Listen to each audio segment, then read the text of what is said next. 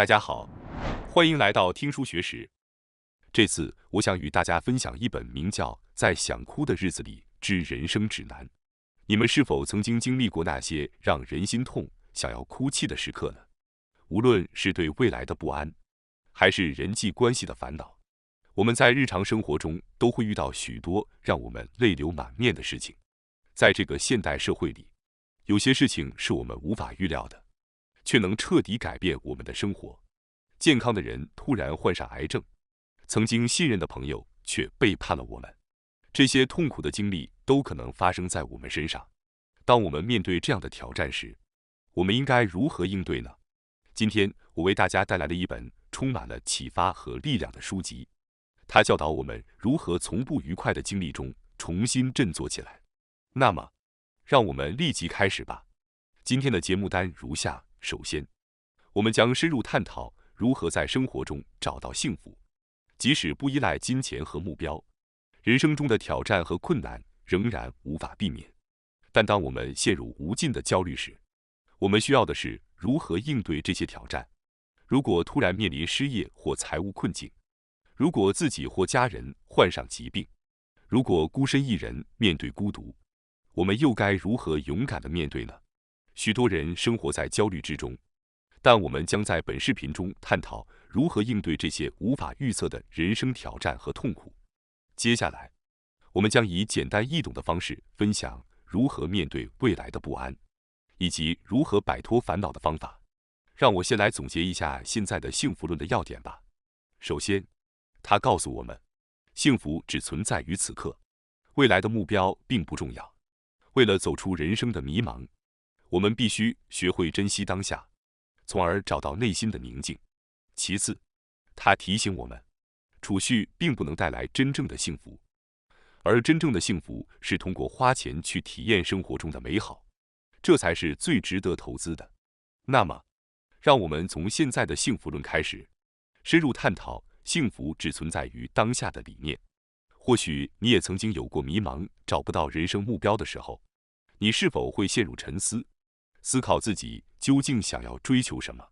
是否有一种强烈的渴望，想要去实现自己的梦想？而时间却悄然流逝，许多人可能会感到焦虑，觉得自己迷失了方向，仿佛在岁月的流逝中逐渐失去了存在的意义。但作者告诉我们，即使我们缺乏激情，即使我们没有实现任何宏伟的目标，也无需担心，因为人生并非必须要有一个明确的目标。在这个瞬息万变的现代社会中，我们不应只是被时间的流逝所束缚。如果我们只是成为岁月的无声记录者，那么除了年龄之外，一切似乎都不会有所改变。但我们所处的环境正在不断变化，我们自身也在不断演变。如今，在同一家公司工作直至退休已经变得十分困难。这并非仅仅因为换工作已成为一种趋势，即使你并不打算跳槽，公司倒闭或裁员的可能性也很高。在这个迅速变化的环境中，我们自己也无法保持不变。生命就是一种运动，是不断变化的。只要活着，就注定会经历变化。我们之所以没有意识到这种变化，只是因为它发生得如此缓慢，就像我们每天看着同一棵树，却没有留意到它的成长一样。然而，如果我们不再去关注它一段时间，突然再次看到时，我们就会惊讶地发现它已经长大了。我们的内心也是如此。尽管我们每天都在忙碌的生活，但我们的内心却在悄然发生着变化和成长。也许你害怕的只是毫无意义的度过岁月，但你是否曾想过，这种漠然的不安状态并不一定是坏事呢？当你找到人生目标并实现它时，你到底会获得什么呢？或许你认为，拥有金钱、婚姻等社会认可的成功就是你所追求的。很多人都希望在人生中获得成功，但如果冷静地思考一下，什么才是真正的成功呢？本书的作者认为，成功只是社会设定的标准，并不代表真正的成就。成功是根据社会的标准来衡量，而不是按照个人的尺度来衡量。为了追求成功，我们必须顺应社会的规范，并与他人保持一致。然而，幸福却是另一回事。幸福是根据我们自己的标准来衡量的，每个人都是独一无二的，所以并不需要担心与他人不同。追求幸福的人可以选择一条与其他人不同的道路，这是理所当然的。一个把财富积累到10亿日元作为目标的人，可能无法理解另一个人在家里养花养草的乐趣。对他而言，财富是追求社会认可的目标，而养花养草则是追求个人幸福的行为。许多人认为成功就能带来幸福，但实际上并非如此。社会成功和个人幸福是完全不同的，因此即使取得了成功，也可能感觉不到幸福。作者认为，成功是与家庭息息相关的，而幸福则是一种心境。在当今社会中，我们似乎被灌输了一种观念，认为只有取得一定的成就才算是成功。但是，在个人层面上，即使没有取得任何成就，我们也可以过得很幸福。这意味着，即使生活单调乏味，我们仍然能够感受到幸福的存在。如果你感到迷茫，找不到人生的目标，我希望你能够释放对目标的执念，审视自己当前的处境。也许幸福就隐藏在日常生活的细微之处。现在，让我们结束对未来目标毫无意义的探讨吧。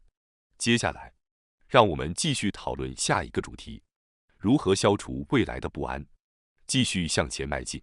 在座的各位中，或许有人对未来的工作、事业和储蓄感到迷茫，还没有找到合适的伴侣，对未来的人生感到困惑吧？如果是这样的话，我希望你们能够意识到，你们的焦虑很可能源自于对自己未来的不确定感。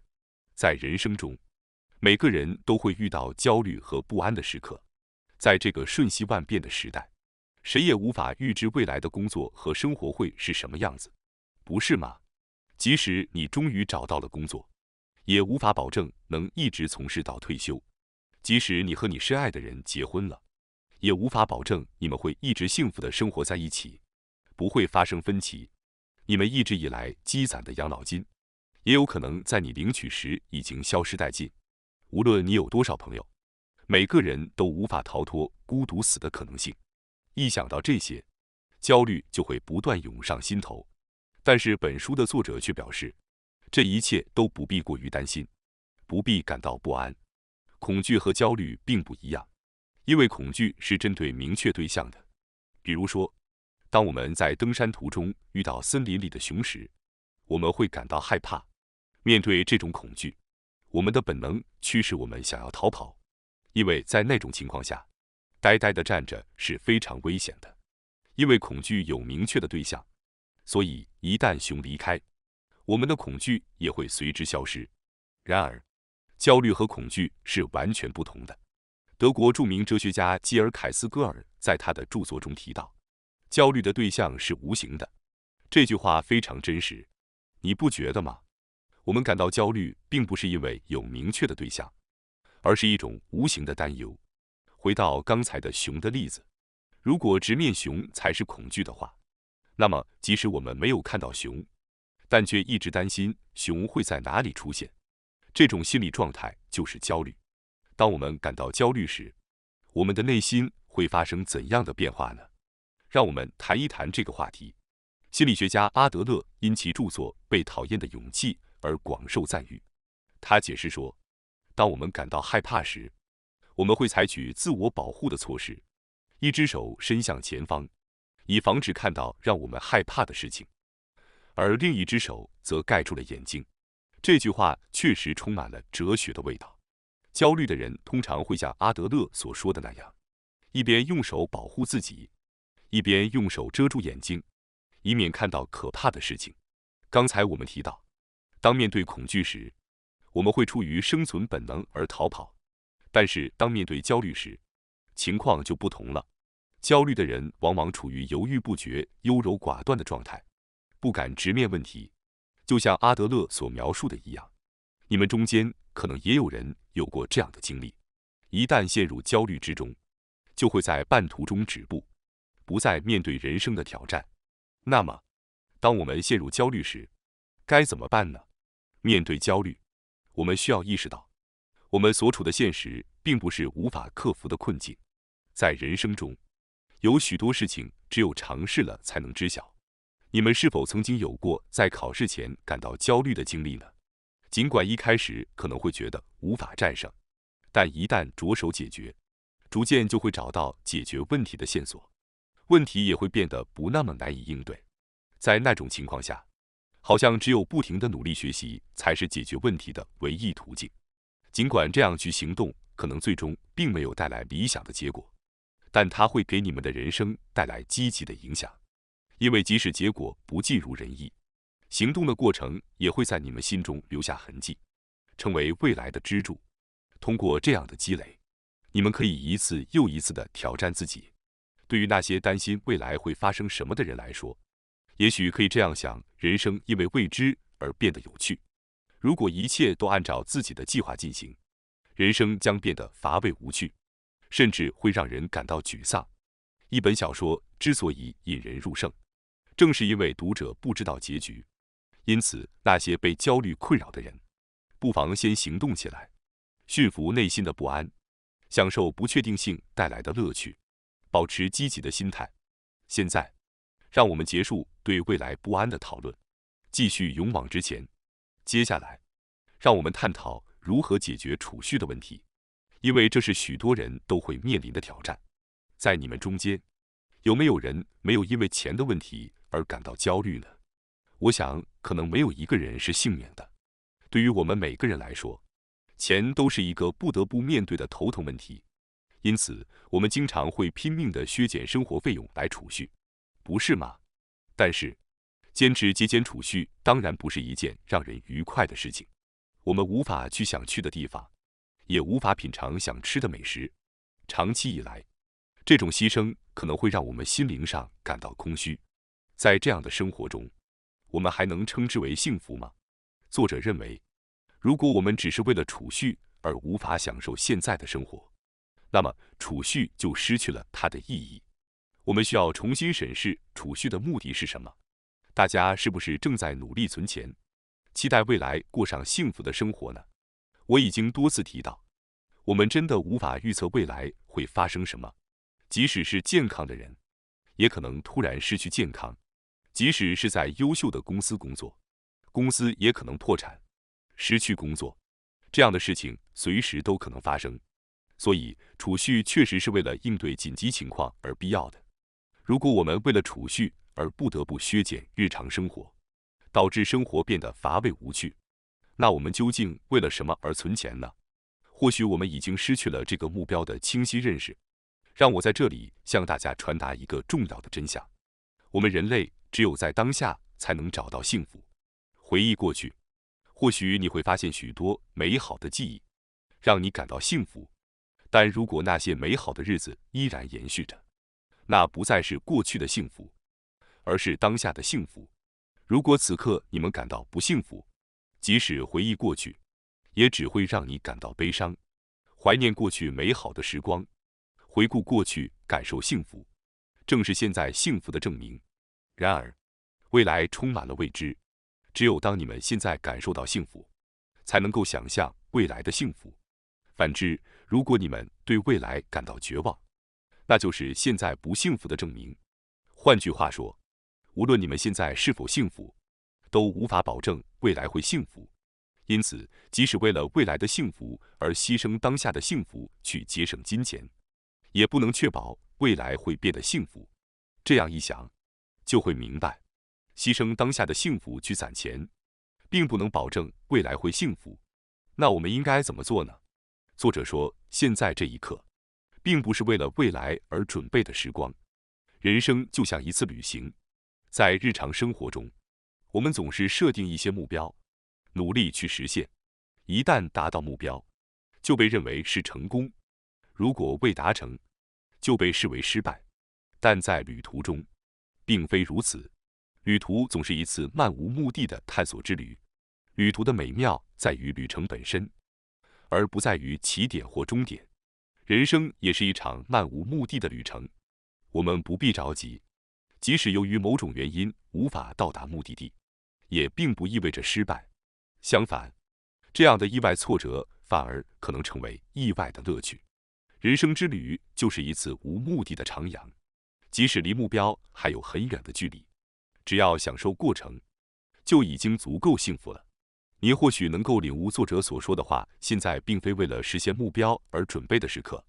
人生的每个时期都不应该只是为了未来而打磨，而是此刻才是真正的生活。如果我们能够认识到这一点，那么为了未来而削减眼前生活，并不是人生的本质。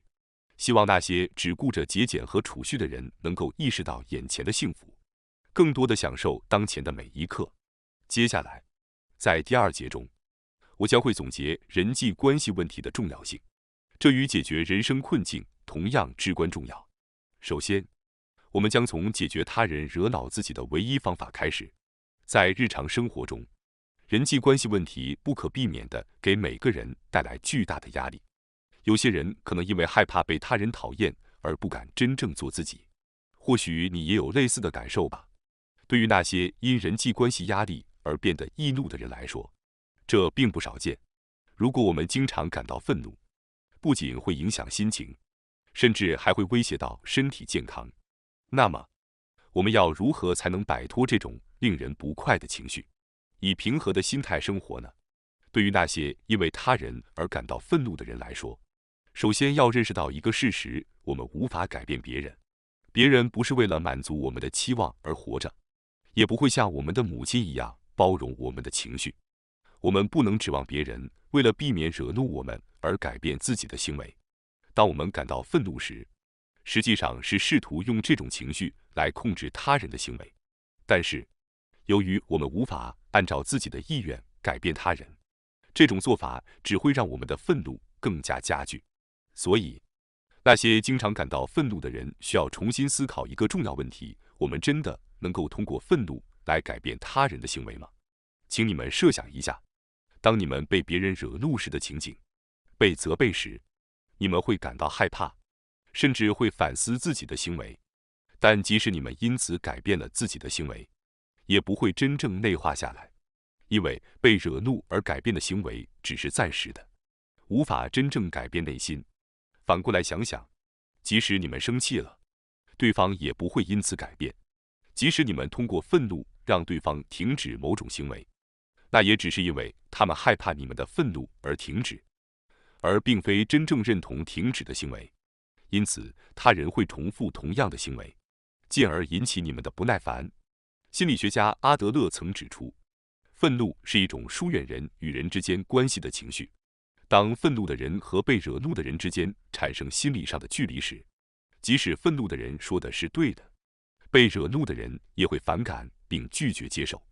因此，愤怒会加剧关系的恶化，使改变对方变得更加困难。所以，当你们感到不满时，不要试图通过愤怒来改变他人，而是停下来，审视自己，尝试改变自己的愤怒情绪。因为你们的愤怒往往源自于对他人行为的反应。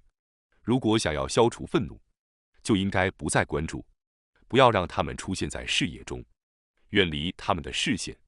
通过与他人保持距离，就不会再做出无用的努力，试图改变不会变的对方。这样一来，你们就不会再因为别人而生气，能够更好地过自己的生活。现在我们已经结束了关于处理被他人惹怒时唯一的方法保持距离的解释。接下来我们进入第2部分，探讨人生哲学、独自生活的技巧以及夫妻之间如何永远相爱的秘诀。我想和大家谈一谈那些让我们心头难忘的，也是生活中常常会遇到的问题与伴侣的关系。你们是否曾有过这样的经历：初识时，对方是你心中的100%，想要和他度过漫长的岁月，但随着岁月的流逝，对对方的关爱和感激似乎逐渐淡去，甚至有些情侣可能更渴望早日结束这段关系。要建立一种相互理解、彼此感激的美好关系，我们该怎么做呢？作者指出，如果我们希望和伴侣一直过着和谐的生活，就不能让自己陷入对彼此的习惯中。刚开始相识时，只要和对方在一起就能感到幸福，但随着时间的推移，相处久了，我们可能会渐渐习惯对方的存在，言语也变得不再那么细腻，对对方的关心也不再那么积极。最初不会在意的小事，到后来可能会成为我们争吵的导火索。为了消除对彼此的依赖，最重要的是尽量不要让自己陷入对方的习惯之中。我们人类是变化无常的生物，但如果我们总是将眼前的人视作昨天的自己，就会错过对方的变化。相反，如果我们将对方视作一个全新的存在，那么今天就是前进的延续，而不是昨天的重复。这样一来，我们就能更敏锐地觉察到对方微小的变化。每天都像是初恋般的心情，可能会带来一些紧张和疲惫，但这种紧张并不是令人不愉快的面试紧张，而是一种充满期待和愉悦的感觉。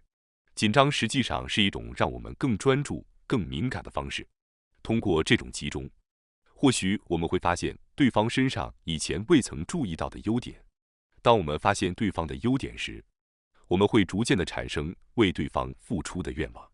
在刚刚认识伴侣的时候，你们是否曾经幻想过每天都为对方送上一份小礼物呢？但是随着时间的推移，这种想法可能会渐渐消失，甚至连在生日这样特殊的日子都不再送礼物。爱情不是永恒的存在，一旦爱上了某人，就不能停止不前。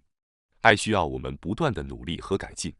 在这段爱情之旅中，关心和体谅对方是必不可少的。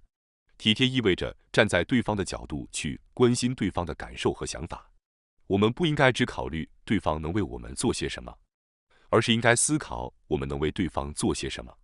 接下来，继续探讨下一部分：人生哲学，独自生活才是通向幸福之路，以及享受孤独生活的极致习惯。与所爱之人共度一生，确实是件美好的事情，但是独自生活同样是一件美好的事情。甚至可以说无法与之相提并论，因为独自生活意味着要像对待终身伴侣一样爱护自己，这是无可比拟的。但是，也许有些人尽管独自生活，却无法真正喜欢自己。是不是有些人总是过分关注自己不喜欢的地方，无法真心肯定自己呢？他们总是拿自己与他人比较，每次都觉得自己是多么不好吗？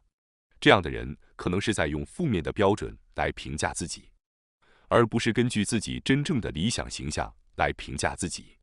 就像我们之前引用的心理学家阿德勒所说的，只有当我们认为自己有价值时，才能够拥有勇气。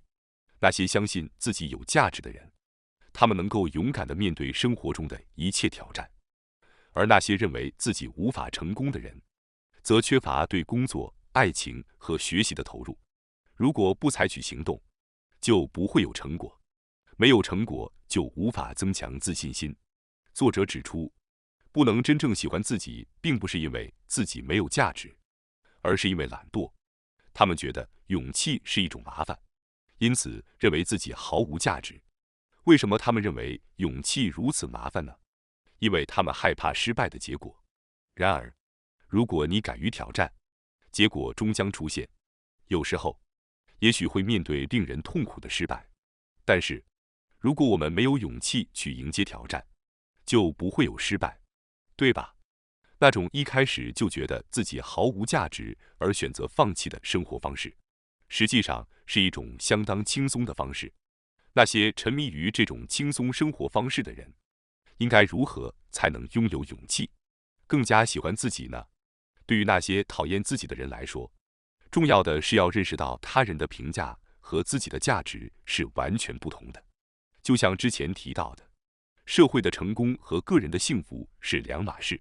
即使我们没有社会的成功，也可以拥有个人的幸福。而人生的真正目的，就是追求个人的幸福。所以，为了获得幸福，根本不需要依赖他人的评价。由于我们是社会性动物，仅仅依赖个人的幸福来感到自己有价值，可能会有些困难。为了找到真正的自我，我们并不一定要去做什么艰难的工作或任务，甚至只是在地铁上让座，我们也能够对他人做出贡献。所以，如果你正经历着对自己的厌恶，不妨试着从现在开始做一点点社会贡献。这样一来，你会更加爱自己，学会享受一个人宝贵的时光，放飞心灵，尽情享受生活。你觉得怎么样呢？感谢大家收看今天的节目。如果你喜欢我们分享的内容，记得点赞、订阅并开启小铃铛通知，第一时间获取我们的更新。在下次的节目中，我们将继续为大家分享更多有益的书籍。再次感谢大家的支持，我们下期再见。